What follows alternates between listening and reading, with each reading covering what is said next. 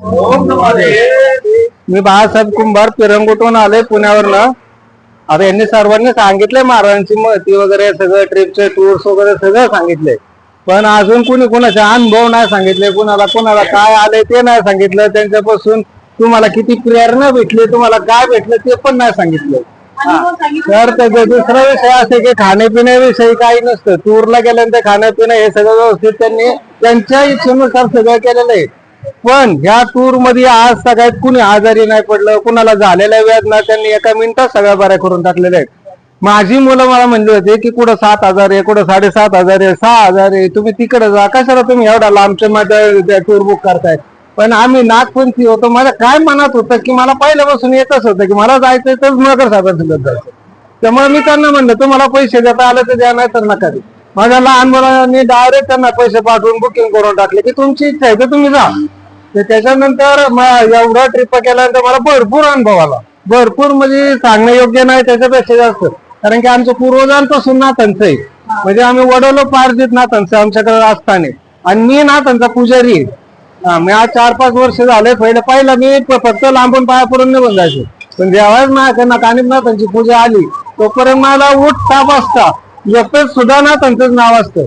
म्हणजे कुठं आलं शांत बसतं तरी डोक्यात नाथांचाच विचार असतो. पण सगळं जाऊ दे, आता मी सगळा अनुभव नाही सांगत. रात्रीचा एकच अनुभव सांगतो तुम्हाला, शेवटचा अनुभव.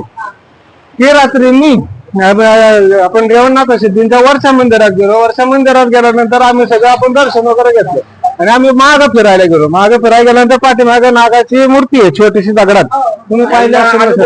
हा, छोटीशी नागाची मूर्ती आहे, त्याच्या मागे दगडीचं पाषाण आहे. आम्ही शांतपणे पाहिलं तर पाषाणात आम्हाला मूर्ती दिसली. मी त्यांना पण दाखवली मूर्त, फोटो काढून.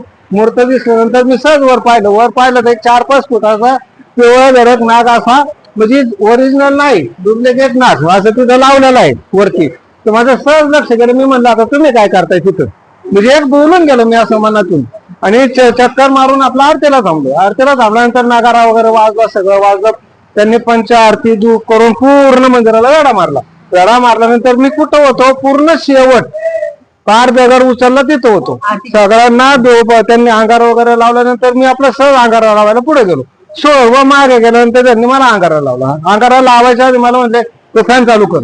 तो पुजारी फॅन चालू केल्यानंतर माझ्याकडे बघितलं, त्यांनी मला अंगारा लावला. मला म्हणते इथंच उभा राहा, तिथंच उभा राहा. म्हटल्यानंतर आरती चालू झाल्यानंतर मी जे डोळे झाकले, तर डोळे झाकल्यानंतर त्याचा अक्षरशः आम्हाला पण टाका येतो की सूर्याच्या तेजाप्रमाणे तिकडून 4-5 शेषनाग, तिकडून 4-5 शेषनाग त्या गाभाऱ्यात येऊन उभं राहिले.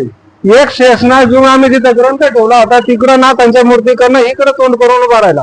पूर्ण आरती होसपर्यंत तिथे होते. आरती झाल्यानंतर ते आहे असे परत निघून गेले. एवढा अनुभव मी फक्त सांगतो. याच्या आधीचा आलेला अनुभव मी सांगू शकत नाही, सांगणारही नाही.